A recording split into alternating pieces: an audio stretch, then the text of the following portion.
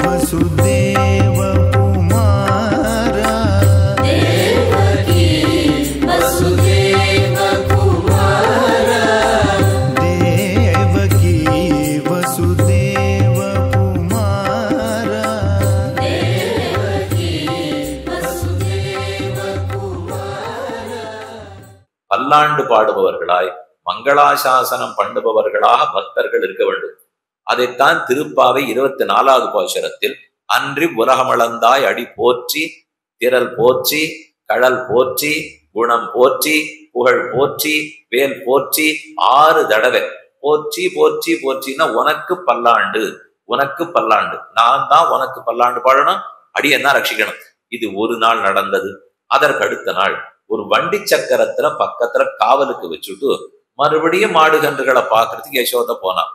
அந்த சக்கரத்தின் பேர்ல ஒரு அசுரன் ஆவேசிக்கிறான். சகடாசுரன் அவனுக்கு பேர் வைத்தார்கள். அவன் அசுரனுக்கு ஏதோ பேரு. இந்த சக்கரத்தை விளையாட்டுக்காக இருக்கட்டும் காவலுக்காக இருக்கட்டும்னு யசோத வைத்தாள். அந்த சக்கரத்தின் பேர்ல அவன் ஆவேசிக்கிறான். குடு குடு குடுன்னு சத்தத்தோட அது ஓடி வருது. குழந்தை கண்ணன் பால் வரல காண அம்மாவே வயத்துல பசி அப்படிங்கிறதுக்காக கைகாலை உதைத்து கொண்டிருந்தார். குழந்தைகளுக்கு கைகால் உதைச்சு அழும். பசி பால் கொடுக்கல அம்மாவை காணன்னு சொன்னா அழும். அதுக்காக அவர் அழுகிறார். யாரும் அங்க பக்கத்துல இல்ல. சக்கரம் தடதடாங்கிற சத்தத்தோட வருகிறது. அந்த சக்கரம் கிட்டக்க வந்து கண்ணன் பேர்ல மோதி ஏறி அழிச்சுடணும்னு சக்கராசுரனுக்கு திட்டம். ஆனா இவர் கைகால்களை உதைத்து கொண்டிருந்தாலும் இல்லையோ, ஊர்ந்த சகடம் உதைத்த பாதத்தன்னு ஆழ்வாருடைய பாசம். அந்த சகடாசுரன் பேர்ல தானா போய் திருவடி பட்டது. அவர் உதைக்கல, தானா உதைச்சுட்டு இருந்த இடத்துல இவன் போய் தலையை கொடுத்துட்டான். எல்லாம் வாசப்படி இருக்கும் இல்லையா, வாசப்படியில் இடித்து கொண்டேனால் வாசல்படி இறங்கி வந்து என் தலையில் இடித்ததுன்னு யாரான்னு சொல்லி விடுறாங்க. இப்படி பண்ண மாட்டோம். குள்ளமா இருக்கும், குட்டையா இருந்ததுன்னா கூட நீ குறிஞ்சு போ நீ குறிஞ்சு போன்னுவா. இல்ல வாசல்படி இடித்து விட்டது நான் இடித்து கொண்டேன்னு சொல்லணும். அது இல்லாம வாசல்படி இடித்து விட்டதுனாலே அந்த சுவாமி பொறுப்பு துரத்தல்னு சுவாமி பேர். அவர் வேலையே அதான். எந்த பொறுப்பையும் அவர் ஒத்துக்கவே போறதில்லை.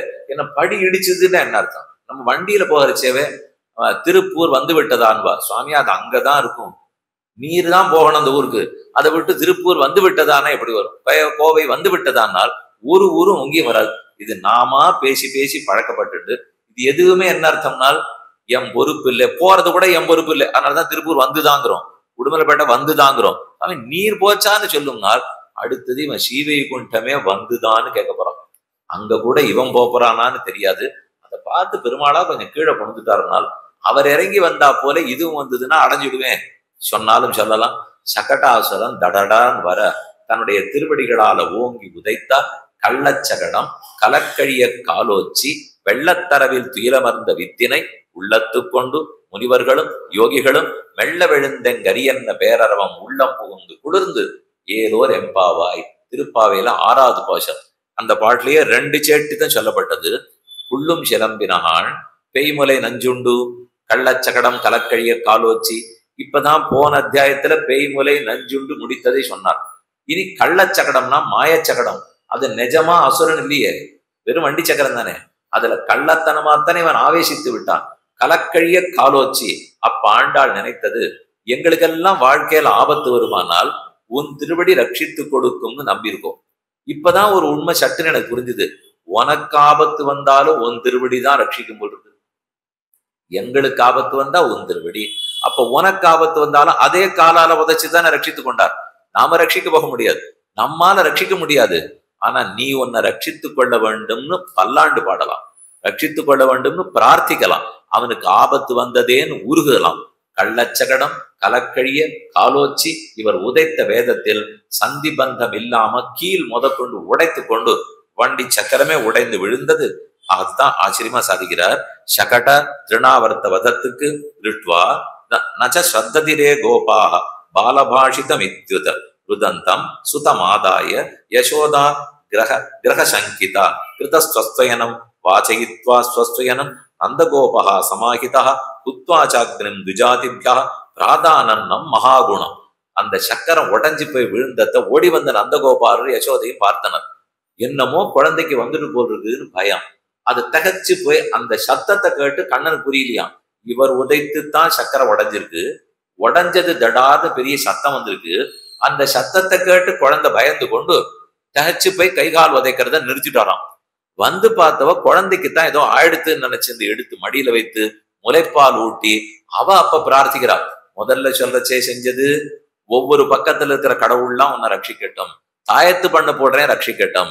இப்ப பண்ணது கொழுமோர் காய்ச்சி மோரை லேசா சூடு பண்ணி அதை ஏதோ காமிச்சா குழந்தைகளுக்கு பயம் போகும்னு அந்த நாள்ல ஒரு நம்பிக்கை இருந்து அதை ஒண்ணு செய்வாளாம்.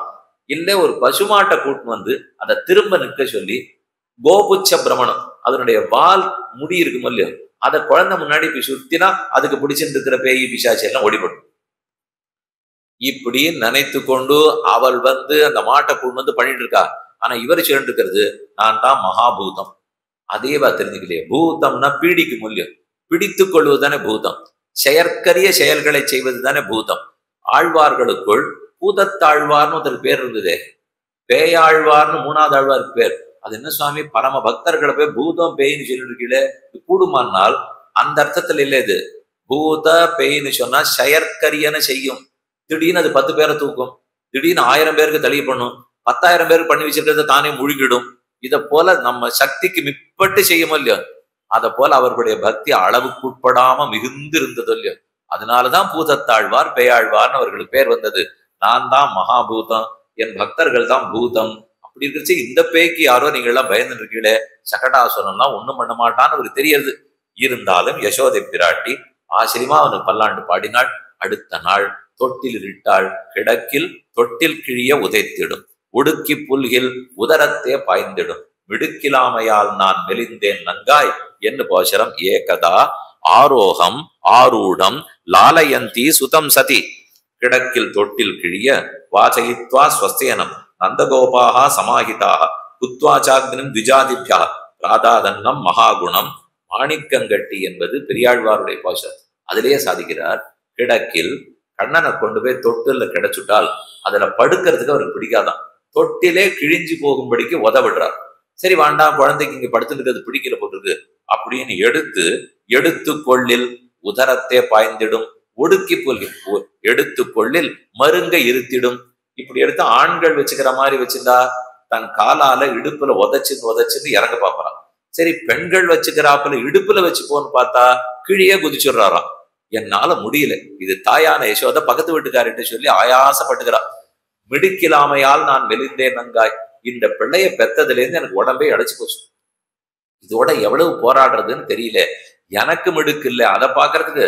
எனக்கு இன்னொரு கவலை, இவன் இப்படியே உதவிட்டு என் உடம்பு தாங்கும், இவன் பிஞ்சு திருவடி தாங்குமான்னு தெரியலையே, மிடுக்கிலாமையால் மெலிந்தேன்னு போஷரம். இப்படி கண்ணனுக்கு நாள்களோர் 4 திங்கள் அளவிலே அவர் அவதரித்த நாள்களோர் 4 திங்கள் அளவிலே சகடத்தை சாடிப்போய். பெரியாழ்வார் சாதிக்கும் போது எத்தனாவது மாசத்துல சகடாசுரனை முடித்தார்னு ஒரு கணக்கு சொல்ல, 7ஆம் மாசத்துல நடந்தது. கண்ணன் பிறந்ததுல இருந்து 7வது மாசம் இந்நம்பி பிறந்த 7 திங்களில்னு போஷனம் இருக்கு. ஆனா இவர் பாடச்சே 4 திங்கள், திங்கள்னா மாசம் தானே, திங்கக்கிழமை வேற, அது இன்ன திங்கள்னு சொன்னா மாசம்னு அர்த்தம். 4 திங்கள்னா 4 மாசமா 5 மாசமா, 4 5 9, 4 5 20.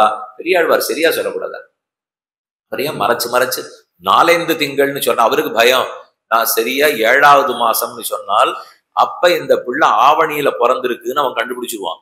இப்ப 7வது மாசமா இருக்கும், இவன் அந்த ஆவணியில பிறந்த பிள்ளையத்தானே தேடிட்டு இருக்கான். அதனால 7ன்னு பெரியாழ்வார் வாயை விட்டு சொல்ல மாட்டாராம். சொன்னா கண்ணனை காட்டி கொடுக்கறதா அர்த்தம். அதனால அப்படி சொல்லாமல் 4 5ன்னு சொல்லி வைப்போம். அவன் 4 5 9 20 விசாரம் பண்ணிட்டு வரட்டும், அதுக்குள்ள வயசாயிடும், எங்க கண்ணன் தப்பிச்சுடுவார். இதனால 4 திங்கள் அத்தத்தின் 10ஆம் நாள் வந்து தோன்னி அச்சுதன் போசரம். ஹஸ்தத்திலேருந்து 10ஆம் நாள் அன்னைக்கு பிறந்த அச்சுதன் கண்ணன். இது என்ன சுவாமி புது கணக்கு, விடுகதையாட்டம் இருக்கு. ஹஸ்தத்திலேருந்து எண்ணி பார்க்கணும், ஹஸ்தம் சித்திரை சுவாதி விசாகம் அனுஷம் கேட்ட மூலம் என்னமோ எண்ணி பார்த்தா 10ஆம் நாள். அது 10ஆம் நாள்னு சொல்லக்கூடாதா, ரோஹிணியிலேன்னு சொல்ல வேண்டிய ஆழ்வார் அது என்ன ஹஸ்தத்திலேருந்து 10ஆம் நாள்னு பாடணுமானால் எண்ணத்துல பகவலை இருக்கு.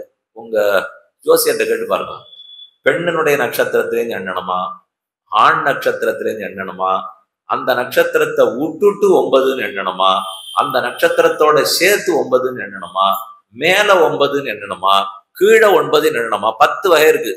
நீங்க பஞ்சாங்கத்தை பார்த்தீங்கன்னாலே இத்தனை வகையும் போட்டிருப்பா. இதெல்லாம் சொன்னா பாட்டு தப்பா படாதா, ரோகிணின்னு சொல்லக்கூடாது. ஆனா வேணும்னு தான் பாடினேன். கம்சனுக்கு எப்படி எண்ணணும்னு தெரியாத வெளிக்கட்டும். அவன் அப்படி இது முன்னாடி என்னணுமா பின்னாடி என்னணுமான்னு ஒரு 10 மாசம் ஓடட்டும், அவன் தேடுவானோ இல்லையோ, தேடிட்டு வர்றதுக்குள்ள கண்ணனுக்கு வயசாயிடும், ஒரு ஆபத்தும் வராது. இதுதான் இவருக்கு எண்ணம்.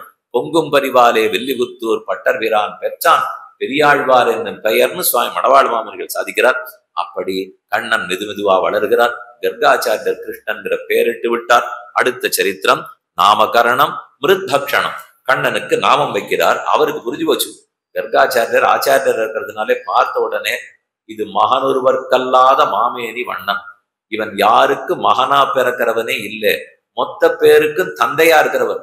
பிதாசி லோகஸ்ய சராச்சரஸ்ய தமஸ்ய பூஜ்யஸ்ய குருத்கரியான்னு அர்ஜுனன் 11வது அத்தியாயத்துல விஸ்வரூபத்தை சேவிச்சுட்டு கைகூப்பி வணங்கினது. நீதான் உலகத்துக்கே பிதா, மாதா நாராயணா பிதா நாராயணா பிராதா நாராயணா, எல்லாருக்கும் பிதாவா இருக்கிறவர் தனக்கு ஒரு பிதாவை தேர்ந்தெடுத்து கொண்டுதானே இங்க வந்து பிறந்தார். அவர் பார்த்த கர்கருக்கு புரிஞ்சு போச்சு, முதல் யுகத்துல இந்த வர்ணத்துல இருக்கு, 2வது யுகத்துல இந்த வர்ணம், 3வது யுகத்துல இந்த வர்ணம். நிறம் வெளிது, செய்து, கரிது, பசிது, இது 4ஆ சொல்வார்கள். நிலம் வெய்து செய்து வெளுப்பா இருப்பான் முதல் யுகத்துல பிறக்கிறச்சே.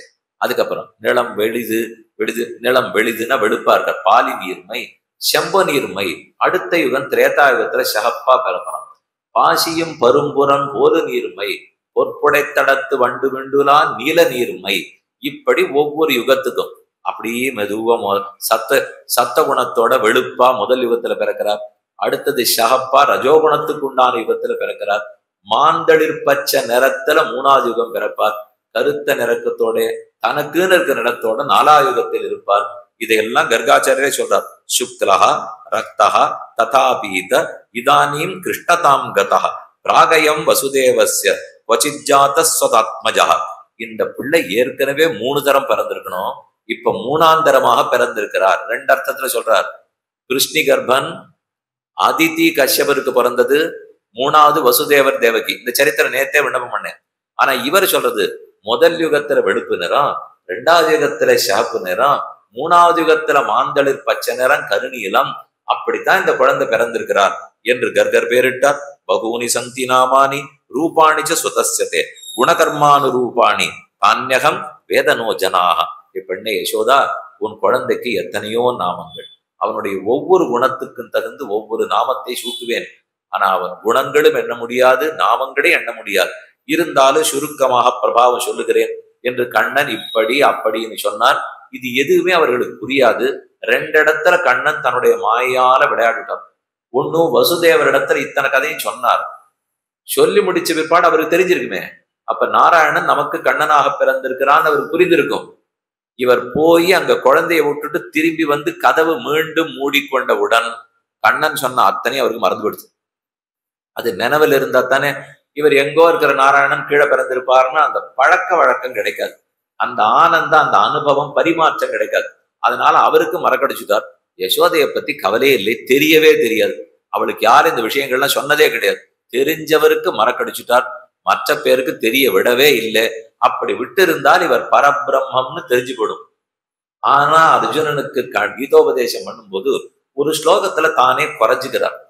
நான் கோகுலத்திலையும் நந்த கிராமத்திலையும் மதுரையிலையும் நான் யாருன்னு சொல்லிக்காத இருக்கட்டும் அர்ஜுனா, நான் சொல்லின்ற பிற்பாடு நான் பண்ணபடி பண்ணுன்னு இந்த கீதையில சொல்லிருக்கேனே, இப்பவும் உலகத்துல பல பேருக்கு புரியலையேன்னு வருத்தமா பேசுகிறார். அவஜானந்தி மாம் மூடாக மானுஷீம் தனும் ஆசிரித்தம் பரம் பாவமஜானந்தா மம பூத மகேஸ்வரம். என்னுடைய பெருமை அருமைகள் தெரியாமல் இவனு நம்மோல போல பிறந்த மனுஷன் தானே, அவனு சாப்பிட்றவன் தானே, தூங்குறவன் தானே, கர்மாதீனமா பிறந்தவன் தானேன்னு என்னை பத்தி நினைக்கிறார்களே தவிர யாரும் நான் தெய்வம்னு புரிஞ்சுக்கவே இல்லையே. இது வயசான பிற்பாடு வருத்தம். ஆனா சின்ன வயசா இருச்சே தெய்வம்னு காட்டுகிற விருப்பமே அவரிடத்தில் இல்லை. ஆகவேதான் மறைந்தே சென்றார். நிறம் வெளிது செய்து பசிது கரிது என்று ஆழ்வாருடைய போஷனம். இப்படி கண்ணன் வளர்ந்தார். இனி அந்த பெருமான் சின்ன சின்ன அடி வச்சு நடந்தாக வேண்டும்.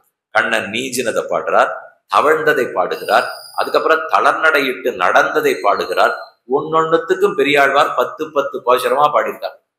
ஏற்கனவே அவர் தொட்டில்ல விட்டா தூங்க போவதில்லை, கீழே தான் வரணும்னு சொல்லுவார். இறக்கி விட்ட பிற்பாடு மெதுவா தொட்டில் சங்கிலியை பிடிச்சிட்டு உட்கார்ந்து பழகிக்கிறார். அந்த சங்கிலியை இப்படி அழித்து கொண்டு அந்த தளர்நடைக்கால் கால் முட்டி சற்று வளைஞ்சாப்புல இருக்கும், எழுந்து நிற்கிறதுக்கு பார்க்கும். தடக்குன்னு அந்த முட்டி மடிந்து கொண்டு கீழே உட்காந்துடும். உட்காந்துட்டா ஏதோ விழுந்துட்டா மாதிரி பயந்து கொள்ளும். மறுபடியும் நம்ம எடுக்கிறதுக்கு போனோம்னா இல்ல நான் எழுந்துதான் நிற்பேன்னு பிடிவாதம் பிடிக்கும். இது ஸ்வமுயற்சியை பத்தி பார்க்கிறதா அம்மா எடுக்கணும்னு பாக்குறதானால் இந்த ரெண்டுத்துக்குள்ளும் பெரிய போராட்டமே நடக்கும். தான் நடந்துடணும், தனக்கு தெரிஞ்சு படுத்துன்னு அதுக்கு தெரிஞ்சிடும். நேற்று வரைக்கும் நீஞ்சதுக்கு தெரியாதுன்னு அம்மா தான் இருக்கும். இன்னைக்கு நீஞ்ச தெரிஞ்ச பிற்பாடு எடுக்க வந்தா நீஞ்சிதான் தீருவேன்னு அந்த பக்கம் போகும். இது மனுஷனுக்கே இருக்கிற அகங்காரம். நமக்கு ஒண்ணும் தெரியாத வரைக்கும் பகவான் விட்டுடுவோம். எனக்கு கொஞ்சம் ஆற்றல் இருந்தது, ஞானம் இருக்கு, பணம் இருக்குன்னால் எம்பாட்டை நான் பாத்துக்கிறேன்னு ஆரம்பிக்கிறோம் இல்லையோ. அந்த குழந்தைகளை பார்த்தே கற்றுக்கொண்டு விடலாம். கிடக்கில் உதைக்க அதனாலே யசோத கீழே விட அவர் மெதுமெதுவே நீஞ்சி தவழ ஆரம்பிக்கிறார். தன்முகத்து சுட்டி தூங்க தூங்க தவழ்ந்து போய் என் மகன் கோவிந்தன் புழுதி அடைகின்றான்.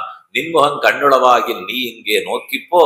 ஆகாசத்துல சந்திரன் வேகமா போயிட்டு இருக்கார். யசோத சந்திரனை பார்த்து சொல்றார், என் குழந்தை இப்பதான் தவழ ஆரம்பிச்சிருக்கார். ஒரு திருவடி இப்படி வச்சு ஒரு திருவடி இப்படி வச்சு முன்னும் பின்னும் போய் போய் தவழ பார்க்கிறார். அப்ப இங்க போட்டு இருக்கிற சுட்டிங்கிற ஆபரணம் இப்படி முன்னாடி போறதான், அவர் பின்னாடி காலை வைக்கச்சே பின்னாடி வந்து மோதுறதான். அந்த சுட்டி மோதி மோதி நெத்தி செவந்து போடுமோன்னு எனக்கு பயமா இருக்குங்கிறாங்க. குழந்தைக்கு சுட்டி சாத்தி விட்டு இருந்தா அது இடிச்சு நெத்தி வழந்து போடும் சொன்னா நம்ம என்ன பண்ண முடியும்? அவ்வளவு பரிவு. அவளுக்கு பெத்த குழந்தை, அதை அவள் பறிந்து விட்டு போகிறாள். தன் முகத்து சுட்டி தூங்க தூங்க தவழ்ந்து போய் இப்படி என் மகன் கோவிந்தன் புழுதி அலைகின்றான். வாசல் வரைக்கும் சத்தமில்லாத தவழ்ந்து போயிட்டு வாசல்ல இருக்கிற புழுதியை அலைந்து விட்டு அந்த புழுதியோட திரும்ப உள்ள வந்தால் குழந்தைக்கு உடம்பு சரியில்லாத போயிடாதோ என்று இவளுக்கு பயம். ஆனா இந்த அழகை கண்டவளுக்கு ஆகாசத்துல போயிட்டு இருக்கிற சந்திரனை பார்த்து உன் முகத்துல கண்ணே இல்லையா? கோகுலத்தை தாண்டி நீ பறந்து போயிட்டு இருக்கியே, இந்த குழந்தையினுடைய சேட்டித்தத்தை பார்க்கவும் அங்கேயே நின்றுட வேண்டாமோ? சந்திரன் சொல்றார், நின்னா உன் மகன் என்ன வாழ விட மாட்டான். நான் இத்தனை மணிக்கு 9 மணிக்கு ராத்திரி உதிச்சுதான் ஆகணும், கார்த்தால 5:30 மணிக்கு அஸ்தமிச்சுதான் ஆகணும், இப்படித்தான் இவர் ஆணையிட்டு இருக்கிறார். நீ பிருந்தாவனத்துல பார்த்துட்டு நில்லு, நீ ஆனா நான் எங்க நிற்பேன் அப்படின்னு அவருக்கு பயம். அதெல்லாம் பண்ண மாட்டார். அவர் கிருஷ்ணாவதாரம் அவரே ஆசைப்பட்டு பண்ணிருக்கார். அதை நீ வேடிக்கையே பார்த்து நில்லு, அதுல ஈடுபட்டுரு. உனக்கு அடுத்த பிறவியே இல்லையே, நீ எதுக்கு வேலை செய்யணும்னு கட்டப்படுற? சந்திரனுக்கு மட்டும் மோட்சம் போகணும்னு ஆசை இல்லையே, சூரியனுக்கு மோட்சம் போறதுக்கு ஆசை இருக்காதா? ஒரு பதவி கொடுத்து உட்கார்த்தி வச்சிருக்கார். அந்த பதவியை திறந்து விட்டு அவர் திருவடி கிடைத்தால் யார் வேண்டாம்னு சொல்ல போகிறார்கள். ஆகவே பெரியாழ்வார் பாசுரத்தில் நின்முகம் கண்ணுளவாகில் நீ இங்கே நோக்கிப்போ. உன் முகத்துல கண்ணுன்னு இருக்கும்னா நின்னு பார். என் மகன் கோவிந்தன் பாலகன் என்று பரிபவம் செய்யேல். சந்திரன் பார்த்து நான் தேவன், இது ஒண்ணுமில்லாத சின்ன குழந்தை பாலகன் அப்படின்னு எள்ளி நகையாடுவானா, பரிகாசம் பண்ணுவானா. யசோதை சொல்றது, சின்ன பிள்ளைன்னு பார்த்தெல்லாம் கேலி பண்ணாதீங்க, சின்ன பிள்ளை என்ன பாடுபடுத்தும்னு வாமனாவதாரத்தை போய் கெடுங்க. பாலகன் என்று பரிபவம் செய்யேல் சிறுமையின் வார்த்த தன்னை மாவலியடை சென்று கேள். மகாபலின்னு ஒருத்தர் இருந்தார், அவர் 3 அடி மண்ணு கொடுத்து விட்டு என்ன பாடுபட்டார்னு அவர் இடத்துல போய் கேள். அதனால சின்னவன் பெரியவன்லாம் பார்க்க கூடாது, கண்ணன்னு பார்த்து நீ இருந்து பார்த்து விட்டு போ என்று அவள் கூறுகிறாள். அது ஒரு ஆச்சரியமான அனுபவம். மேலும் சொல், காலேன விரஜதால்பேன கோகுலே ராமகேசவோ ஜானுபியாம் சகபாணிபியாம் ரிங்கமானோ விரஜக்ரது பாகுபியாம் சகபாணிபியாம். முன்னாடி 2 காலை வச்சுட்டு 2 கையை வைத்து பின்னால் 2 கால்களை வைத்துக் கொண்டு மெதுவா இப்படி எப்படி நகர்ந்து போக பார்க்கிறார். தன்னாதம் திருட்ட மனசா அனுசிருத்திய லோகம் முக்த பிரபீத வதுபேயுரந்தி மாத்ரோஹோ தன்மாதரோ நிஜசுதௌ கிருணயாஸ்துவந்தியௌ தத்வாஸ்தனம் பிரபிபதோஹோ ஸ்மமுகம் நிரீக்ஷ முக்தஸ்மிதால்பதசனம் ஜயது பிரமோதம். இப்படி நீஞ்சியவர் தவழ்ந்தவர் மெதுவா தளர்நடையிட்டு நடக்கிறதுக்கு ஆரம்பிக்கிறார். தொடர் சங்கிலிகை ஷலார் இலார் என்ன இடுப்புல போட்டு இருக்கிற ஆபரணம், கையில இருக்கிற ஆபரணம், தோள்பட்டையில போட்டிருக்கிற ஆபரணம். இவர் தவழ்ந்து எழுந்து நடக்கிறச்சே இந்த ஒண்ணுக்கு ஒண்ணு சிக்கிக்கிறதாம். ஆனைக்கு கழுத்துல ஒரு சங்கிலி போட்டிருப்பா, காலில் சங்கிலி போட்டுக்கும், அதையும் எதையும் சேர்த்து கட்டியிருப்பா. அது நடக்கச்சே ஷலார் ஷலார் ஷலார்னு சத்தம் போடும் இல்லையோ, அதை போல கண்ணன் நடக்க தொடங்கச்சேவே கை சதங்க கால் சதங்க இடுப்பு அரஞ்சான் இது ஒண்ணுக்கு ஒண்ணு அருந்து சிக்கி கொண்டு ஷலார் விலார்னு சத்தம் போடுறதாம். தொடர சங்கிலிகை ஷலார் விலார் என்ன தூங்கு பொன்மணி ஒலிப்ப படுமும்முத புனல் சோர வாரணம் பையன் என்று ஊர்வது போல் உடன் கூடி கிங்கிணி ஆரவாரிப்ப உடமணி பரகரங்க தடந்தாளினை கொண்டு சாரங்கபாணி தளர்நடை நடவானோ. நீ தளர்ந்து தளர்ந்து எப்போது நடந்து வருவாய்? இவ பாடிக்கொண்டே இருக்கிறதுக்குள்ளாக உள்ள தளர்நடையெல்லாம் மாறி போச்சு. வேகமும் ஓட்டமும் நடைமாகித்து அதுல முன்னாடி ஒருத்தர் ஓடுவார், பின்னாடி மெதுமெதுவா நகருவார். முன்னல்லோர் வெள்ளி பருமலை குட்டன் முடுமுடு விரைந்தோட. வெள்ளி மலையாட்ட இருக்கிற பலராமன் அவர் வெள்ளவெளியே நிற்பார், அவர் குடுகுடுன்னு ஓடுவாராம். ஆனா இந்த பிள்ளையால லேசா நகர முடியாது. ஊர்ல இருக்கிற வெண்ணையும் பாலையும் தயிரையும் சாப்பிட்டு இருந்தா எப்படி நகர முடியும்? ரொம்ப பருமனான திருமேனி. பின்னை தொடர்ந்தோர் கருமலை கொட்டன் பெயர்ந்தடியிடுவது போல் பின்னாடி ஒரு கருப்பு மலை வரா மாதிரி ஒரு யானை இப்படி கால் எடுத்து வச்சு இப்படி கால் எடுத்து வச்சு இப்படி வைக்கிற மாதிரி மெதுவா வருவாராம். அதுக்குள்ள அவர் பல காத தூரம் முன்னாடி ஓடி போடுவார். கண்ணனை காணுமே, யாரார் என்ன வருமோ அப்படின்னு தேடிக்கொண்டே பின்னாடி வருவாராம். அந்த ஊர்ல ஸ்ரீ ஜெயந்தி என்றால் கீழே கோலம் போடுறதுக்கு குனிஞ்சு ஒத்துரும் போடுறது இல்லை. மாவை பாத்திரத்துல கரைச்சுன்னுட்டு கண்ணனை வர சொல்லி உன் காலை ஒத்திக்கோன்னு சொல்றான். அவரே திருவடி ஒத்திப்பார். நம்ம வீட்லயும் கண்ணன் திருவடி தானே கோலம் போடுறோம், கண்ணனே இருக்கிறச்சே அவ திருவடியே ஒத்திடலாமே. ஒத்திட்டு கண்ணனை ஓட சொன்னால் ஓடி முடித்த பிற்பாடு பார்த்தால் ஒரு காலில் சக்கரம் ஒரு காலில் சங்கு உள்ளடி பெயர் தமைந்தா போல். இந்த கால்ல எல்லாம் சக்கரமா இருக்கு, இந்த கால்ல சங்கமா இருக்கு. கதாபுன சங்கர தாங்க கல்பக துவஜாரயந்தாங்குஷ வஜ்ரலாஞ்சனம். பரம்பொருள் வந்து அவதரித்திருக்கிறபடியால் வலது திருவடியில சக்கரம் இருக்கு, இடது திருவடியில சங்கம் இருக்கு. அம்சம் லாஞ்சனம் அங்குஷம் தாமரை இது முதலான பரமபுருஷனுக்குரிய அடையாளங்கள் எல்லாம் திருவடியில இருக்கு. அதோட எல்லார் வீட்டிலையும் ஓடிட்டு போயிடுறார். இன்னைக்கு ஒரு தட்டு வச்சிருக்கா, அச்சு வச்சு யாரும் இப்ப போடுறதெல்லாம் இல்ல. திருமண் சங்க சக்கரம் அப்படி தாமரை அப்படிங்கிற மாதிரி ஒரு தட்டு ஓட்ட ஓட்டையா இருக்கு. அந்த தட்டை எடுத்துன்னு போய் ஒவ்வொரு சன்னதி வாசல்லையும் தட்டுறா. தட்டின உடனே அப்படியே அது கோலமா விழுந்துடுறது. அந்த நாள்ல எல்லாம் கட்டப்பட்டு கோலம் போட்டோமே நாள், அந்த நாள் இந்த நாள் இல்லையோ இல்லை. அந்த நாள்ல அன்னைக்கே கண்ணன் இதை கண்டுபிடிச்சு வச்சிருந்தார். தன் திருவடிதான் அவருக்கு தட்டு. அதை மாவுல தோத்து எடுத்துன்னு போனாருன்னா எல்லா இடத்துலயும் தட்ட வேண்டிதான். இப்படிதான் வீடு முழுக்க நடந்ததாம். தொடர் சங்கிலிகேசரார் விலார் என்ன சிண்பத்தியாக கில தன் மாதுரிதி கோச்சுகு சமாகதாக வத்சான் முஞ்சன் क्वचित् असमये क्रोश सञ्जातहासः स्तेयं स्वाद्यर्थत दधिपयः कल्पितैः स्तेययोगैः मर्कान् भोक्ष्यन् விபஜதி ச சேன்னாஸ்தி பாண்டம் வினத்தி. இன்னும் கொஞ்சம் வயசான பிற்பாடு வெண்ணெய் திருடுவதற்கு தொடங்கினார். வந்த காரியத்தை பார்க்க வேண்டாவா? வைகுந்தத்திலே இறங்கி வந்ததே அதற்காகத்தான். சூட்டு நன்மாலைகள் தூயனவேந்தி விண்ணோர்கள் நன்னீராட்டி அந்தூபந்தரா நிற்கவே ஆங்கு ஓர் மாயினால் ஈட்டிய வெண்ண தொடுவுண்ண போன் திமிலேற்று வன்கூன் ஓற்றிடையாடினை கூத்து அடலாயிரதம் கொம்பினுக்கேன்னு திருவிருத்தத்துல பாசம். அவர் இறங்கி வந்ததே நப்பின்னை கல்யாணம் பண்ணி கொள்ளவும் வெண்ணையை திருடி உண்ணவும். ரெண்டு தான் பரம பிரயோஜனம். அந்த பிரயோஜனத்தை பார்ப்போம்னு திருட்டு ஆரம்பிக்கிறார். ஒரு நாள் திருட்டல்ல, எந்தெந்த இடத்துல எங்கெங்கெல்லாம் வெண்ணெய் வைத்திருப்பார்களோ நாரார் உரியேற்றி நன்கமய வைத்ததனை. பானையில வெண்ணெய் வச்சிருந்தால் அதை தேடி கண்டுபிடிச்சு சாப்பிடுறார். அதை தப்பிக்க வைக்கணும்னு உரியில ஏற்றி வச்சிருந்தால் தேடி எடுத்து நோடுறார். ஒருத்தரால தேடி எடுக்க முடியாதுன்னால் 4-5 குழந்தைகளை தேடி செய்கிறார். சாப்பிட்டு முடித்தாரே விட்டுடானான்னு பார்த்தா வெறும் மண்பானையை பார்த்தா பிடிக்கிறதுலே போட்டு உடைத்து விடுகிறார். மண்ணை போல் வெண்ணெய் விழுங்கி வெறுங்கலத்தை வெற்படையிட்டு அதன் ஓசகேட்டுஹக்கும் கண்ணபிரான் கற்ற கல்வின்னு பாசம். வெண்ணையை சாப்பிடுறார். வெறும் பானையா இருந்தா இது யார் காலி பானை ஆக்கினதுன்னு கோவம் வந்து உடைச்சிட்டு வரான். இவர் தான் சாப்பிட்டு இருக்கிறார். ஆனால் யாரோ பானையை காலி ஆக்கினதாக நினைத்து ஓங்கி கல்லுல மோது உடைச்சு அது காலி பானை சத்தம் கேட்ட உடனே நிஜமாவே பானை காலியா எடுத்துன்னு ரொம்ப சந்தோஷமா சிரிப்பறான். கொஞ்சம் பானையில வெண்ணெய் பாக்கி இருந்ததுனால் நாம ஒழுங்கா சாப்பிடலேன்னு அவருக்கு எண்ணம் வந்துடும். ஆனா அது எப்படி காலி பானையை கண்டுபிடிக்கிறது? இவரை விட பானை வசரமா இருக்கு. இவர் உயரமா இருந்தா எட்டி பார்த்தா காலியா இருக்கான்னு தெரிஞ்சுக்கலாம். உயரமான பானையில எப்படி எடுத்து சாப்பிட்டார்? பானை காலியான்னு எப்படி தெரிஞ்சுக்கிறதுனா ஓங்கி ஒரு உத விடுறாரு. அது உடஞ்சி சுக்கல் நூறா போறது. சுக்கலா படுத்துனா உள்ள ஒண்ணும் இல்லைன்னு தெரிஞ்சுப்படுது.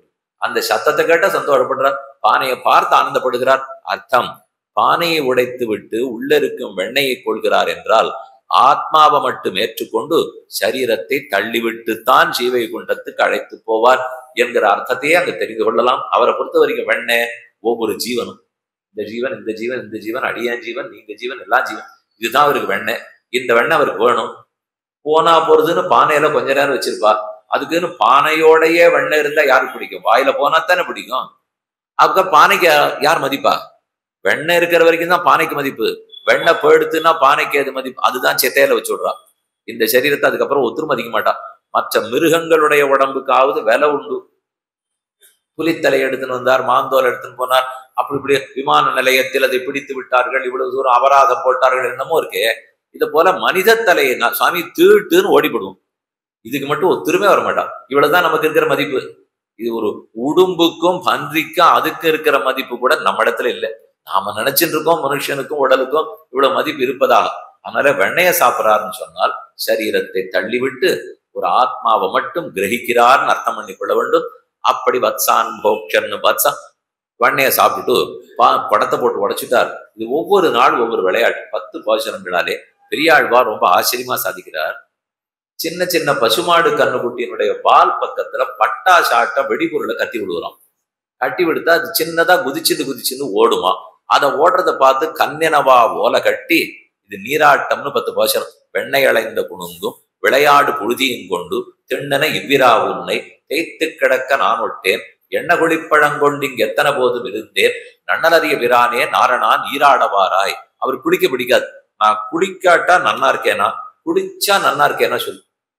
இல்ல கண்ணா சாப்பிடணும், அதுக்காக குளிக்க கூப்பிடுறேன்.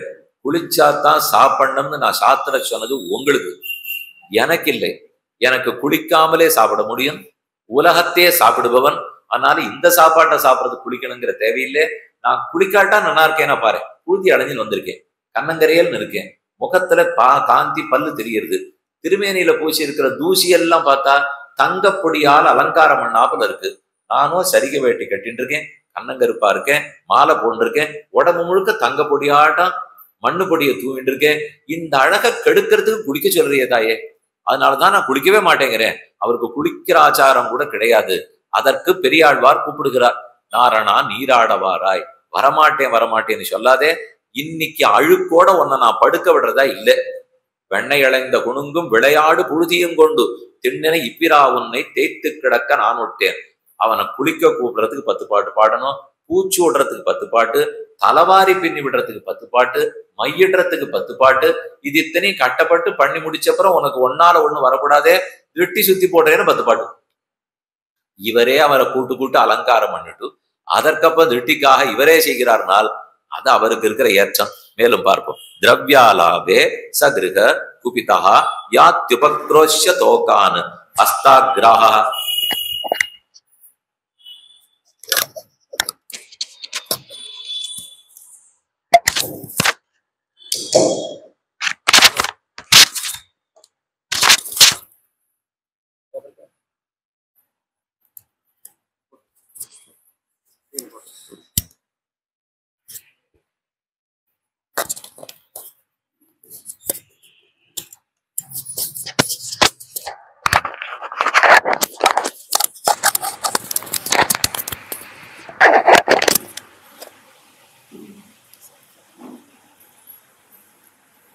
திருட்டு ஒரு நாள் திருட்டல்ல, பல நாள் திருட்டு. ஒரு நாள் திருடும் போது வெண்ணைய சாப்பிட தொடங்கறச்சேவே கையும் மையுமாக பிடித்தாள். இன்னொரு நாள் திருடும் போது மொத்த வெண்ணைய சாப்பிட்ட முடித்த பிற்பாடும் திருடுவது உண்டு. பராசர பட்டர்னு ஒரு ஆச்சாரியன் ஸ்ரீரங்கத்தில் எழுந்துள்ளி இருந்தார். கூரத்தாழ்வானுடைய சிஷ்யர் திருக்குமாரர். ராமானுஜருடைய சிஷ்யர் கூரத்தாழ்வான். கூரத்தாழ்வானுக்கு சிஷ்யரும் சரி திருக்குமாரராகவும் பராசர பட்டர் இருந்தார். அந்த சுவாமி கிட்ட 2 பேர் போய் கேட்டாலாம். ஓர் ஆழ்வார் இப்படி ஒரு பாட்டு பாடுறார், இந்த ஆழ்வார் இப்படி பாசுரம் பாடியிருக்கார். ஒருத்தர் சொன்னது, வெள்ளிமலை இருந்தால் ஒத்த வெண்ணை வாரி விழுங்கிட்டு கண்பாடு உணங்குகின்றான். வெள்ளிமலைனால் மேருமலை, மேருமலை அளவுக்கு பெருசா வெண்ணெய் திரட்டி வச்சிருந்தா அது மொத்தத்தையும் இந்த பிள்ளை சாப்பிட்டு விட்டு ஒன்னும் தெரியாது போலே தூங்கி கொண்டிருக்கிறான்னு ஒத்தர் பாட்டு. இல்ல விரலோடு வாய் தோய்ந்த வெண்ணெய், வெண்ணெயில கொண்டு போய் விரலை வச்ச உடனே ஒருத்தி பிடிச்சுட்டா, இப்படி 100 பாட்டு. இப்படி பிடிச்சது உண்மையா? எல்லாத்தையும் சாப்பிட்டப்புறம்னா ஆமா இத்தனாம் தேதி அப்படி, அத்தனாம் தேதி இப்படி. என்ன திருட்டு, ஒரு நாள் திருட்டுன்னு ஆள் சொன்னார்கள். திங்கக்கிழமை அன்னைக்கு உடனே பிடிபட்டுட்டார், செவ்வாய்க்கிழமை அன்னைக்கு மொத்தத்தையும் சாப்பிட்டு பிடிபட்டார். இவர் எல்லாரையும் சேர்த்து கொண்டு வைகலும் வெண்ணை கைகலந்துண்டான் பொய்கலவாதியின் மெய்கலந்தானே மற்ற பிள்ளைகளையும் சேர்த்து திருடிடுவார். திருடின பிற்பாடு அவர்களுக்கு வேண்டிய பங்கை ஒழுங்கா கொடுத்து விடுவார். எந்த இடத்துலையும் லஞ்சம் ஊழல் குற்றச்சாட்டு வெளியில வருதுனால் போக வேண்டிய பங்கு போலேன்னு அர்த்தம். அது ஒழுங்கா போனா ஒருத்தரும் குற்றச்சாட்டு சொல்லவே மாட்டான். இந்த உண்மை கண்ணனுக்கு எப்பவோ தெரியும். யாரை வைத்து கொண்டு திருடினாரோ அவர்கள் பங்க உடனே கொடுத்துட்டு தான் சாப்பிடுவான். அதுல ஒரு நேர்மை வேணுமா இல்லையா? திரவியாலாவே இன்னைக்கு பெண்ணை கிடைக்கணும்னா ஒரு வீட்டு வாசல்ல குறியீடு போட்டு வச்சுடுறார். இன்னைக்கு இந்த வீட்டுல தான் திருட போறோம். ராத்திரி முதல் ஜாமத்துல அப்பா அம்மா பக்கத்துல சௌக்கியமா தூங்கிடுவார். 2வது ஜாமம் வந்த உடனே ஒரு ஜாமக்கோழி எடுத்து வச்சிருந்து இவர் அப்படியே தேடின்னு போவார். நீலநாயக கல்லுன்னு நேர்ச்சியா விண்ணப்பித்தேன். அது ரொம்ப பிரகாசமா இருக்கக்கூடிய ஒரு மாணிக்க கல். அந்த கல்லை தன் திருமார்பில் சாத்திண்டு அதனுடைய வெளிச்சம் தெரியாத அளவுக்கு மேல உத்திரியத்தை போட்டிப்பார். உத்திரி இல்லைன்னு தெரிஞ்ச உடனே உத்திரியத்தை எடுத்துட்டு அந்தந்த வீட்டுக்கா போய் பானை எங்க இருக்குன்னு தேடுவார். எல்லாம் இருட்டு, ராத்திரி வேலை இருட்டு. இவரு இருளன்னமாமே நீ கருப்பா இருக்கார், எதுவும் தெரியாது, வெண்ணெய் மட்டும் வெளுப்பு. அந்த வெண்ணெய் திறந்து பார்த்த உடனே ரொம்ப ஆனந்தம். யாரானு வராப்புல சந்ததி கேட்டா திரும்ப மேல் உத்திரியத்தை மூடிடுவார். மாணிக்கத்திலேருந்து ஒளி வராது, இருட்டோட இருட்டா நின்றுடுவார். ஒருத்திக்கும் ஒன்றும் தெரியவே தெரியாது. இப்படித்தான் அவர் திருடுறது வழக்கம். ஆனா ஒரு நாள் அங்க போயிருக்கும் போது யாரோருத்தி பின்னாடியே தொடர்ந்து வந்து சட்டுன்னு பிடிச்சுட்டா. கண்ணா, எதுக்கு இந்த வீட்டுக்குள்ள வந்திருக்கே? இது உன் வீடு இல்லையேன்னா. கஸ்தம் பால, நீ யாருன்னு ஒரு கேள்வி. பலானுஜகா, நான் கிருஷ்ணன்னு சொல்லலை, வாசுதேவன் சொல்லலை. இந்த ஊர்ல பலராமனுக்கு ரொம்ப சாது பிள்ளைன்னு பேரு. நான் அவன் தம்பி. இன்னார் தம்பின்னு சொன்னா அவரை விட நான் வசத்தின்னு அர்த்தம். நான் அவருக்கு தம்பி, அதனால எனக்கு திருட்டெல்லாம் தெரியாது. நீ எதுக்கா இந்த மாதிரி என்னை குறுக்கு விசாரணை பண்ணுகிறாய்? பலானுஜகா கிமிகதே, போனவர் நீ அவனுக்கு தம்பியாவே இரு. இந்த வீட்டுக்குள் எதற்காக வந்தாய்? கிமிகதே மன்மந்திரா சங்கையா, இது என்னுடைய வீடுன்னு எனக்கு தோணித்து. இந்த ஊர்ல தீப்பெட்டியா எல்லாம் ஒரே மாதிரி வீடு கட்டி வச்சிருக்கா. அதனால எது என் வீடு உன் வீடுன்னு தெரியல. என் வீடுன்னு தவறாக நினைத்து கொண்டு நுழைந்து விட்டேன். சரி, போனப்போ உன் வீடு நினைச்சுன்னு வந்தியே, பார்த்தா உள்ள வந்த அப்புறம் உன் வீடு இல்லேன்னு தெரிஞ்சிருக்குமே. அப்ப எதற்கு அந்த வெண்ணெய் பாத்திரத்துல கையை வச்சுன்னு பக்கத்துல நிக்கிற? வெண்ணெய் திருடுறதுக்காக நான் நிக்கல. நான் ஒவ்வொரு பானையா பார்த்து என்னுடைய எண்ணிறந்த கன்றுக்குட்டிகளுள் ஒரு கன்றுக்குட்டியை 4 நாட்களாக காணோம். ஒருவேளை இந்த பானைக்குள் ஒளிந்திருக்குமோ என்று தேடிக்கொண்டிருந்தேன். பேசாம நின்றாள். அவள் இருக்குமா முகத்தை வச்சிருந்து. பானைக்குள்ள கன்றுக்குட்டி இருந்துதா கண்ணான்னாள். தேடினே இல்லை. நீ வந்தா சொல்லிவிட்டு போகலாம்னு காத்து கொண்டிருந்தேன். வந்தாய், இல்லை, போகிறேன் என்று காற்றில் கடியனாகி ஓடி அகம்புக்கு நிற்கிறது கூட முடியல. இவள் திரும்பி பார்ப்பதற்குள் போய்விட்டாள். இப்படியே ஒவ்வொரு வீட்டையா வெண்ணெய் திருடு போறதை பார்க்கும்போது அவர்கள் எல்லாரும் வந்து யசோதையினிடத்துல புகார் பண்றான். இனிமே உன் வீட்டு பிள்ளைய என் வீட்டு பக்கம் அனுப்பாதே, அவனை பார்க்கறதுக்கு எங்களுக்கு விருப்பம் இல்லை, வரக்கூடாதுன்னு சொன்னா யசோதை சொல்லி கொட்டி அவனை நிறுத்திட்டான். எதுக்கு உங்ககிட்ட மதிப்பேர்ல வாழ்க்கலாம்? அவள் பேரை நீ ஆசைப்பட்டு போற, போகாதே. 2 நாள் கண்ணன் அந்த வீட்டுக்கு வரலன்னா ஒத்தியாலையும் தாங்க முடியாது. சத்தமில்லாத மறுபடியும் யசோதை வீட்டு வாசல்ல வருவாளாம். எதற்கு வந்தீர்கள்?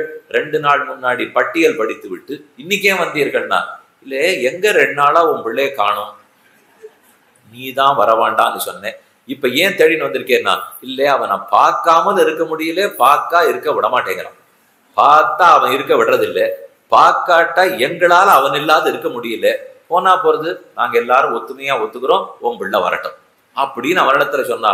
அவ அப்பதான் இல்லாதது பொல்லாதெல்லாம் பண்ணி, இல்ல இல்ல நான் என் பிள்ளை அனுப்புறதா இல்லை, நீங்க தான் கேலி பண்றீடோ இல்லையோ என்று ஒத்தருக்கொத்தர் பேச்சுங்கிறார். காலே கோப்யோ யர்ஹி கிரககிருத்தேஷு சுவ்யக்ர சித்தாக இத்தம் ஸ்திரீபிகி ச பய நயன ஸ்ரீமுகா லோகிபி ஏகதா கிரீடமானாஸ்தே ராமாத்யா கோபதாரகாக கிருஷ்ணோமிருதம் பக்ஷிதவானிதி மாத்திரேன்யவேதயன். ஒரு நாள் இந்த மாதிரி விளையாடிட்டு இருக்கும் போது எதுக்காகவோ மண்ணை எடுத்து கண்ணன் சாப்பிடுறார். அப்ப பலராமன் அம்மாட்ட வந்து புகார் பண்றார். அம்பா பக்ஷிதவான், மிருத் பக்ஷிதவான், மண்ணத்தாய் இவர் சாப்பிட்டார்னு சொல்ல, இல்ல கண்ணா இந்த மாதிரி நீ தப்பா பண்ற, எத்தனை தடவை சொன்னாலும் கேட்க மாட்டேனுங்கிறாய், வாயை திறந்து காட்டுனா. அப்பதான் தடால்னு வாயை திறக்க வையமேழும் கண்டாள் பிள்ளவாயுளேன்னு போசம். சப்தலோகம், சப்த சாகரம், சப்த குலபர்வதம், இந்த பிரபஞ்சத்தையே அண்டரண்ட பகிரண்ட துருமானிடம் எடுமால் வரை முற்றுமுண்ட கண்டம். இந்த வாயை திறந்து தானே லோகத்தை எல்லாம் விழுங்கி இருக்கிறார். அது அத்தனையும் பார்த்தவள் அப்போ அவளுக்கு என்ன தோணித்து, என் பிள்ளைக்கு ஏதோ பூதம் பிடிச்சுன்னு. இவ பிள்ளை கண்ணன் நாராயணன் அவ துளி கூட நினைக்கவே இல்லை. இந்த பிள்ளைக்கு ஏதோ பிடிச்சு எடுத்து போல் இருக்கு, அதனாலதான் என்னென்னமோ தெரியறதுன்னு ஜோசியக்காரரை கூப்பிடுறா, மந்திரிக்காரரை கூப்பிடுறா. இந்த பிள்ளைக்கு ஏதான உடம்பு சரியில்லைன்னு சரி பண்ணி கொடுமே என்னால். கர்காச்சாரியர் பார்க்கிறார், இவளையும் புரிந்து கொள்ளவே மாட்டேன் என்கிறாள். வந்திருக்கிறது அத்தனை பிரபஞ்சத்துக்கு நாயகன், காரணம் வந்து பிறந்திருக்கிறான். ஆனா அவளுக்கு ஆசை, அவனுக்கு ஆசை.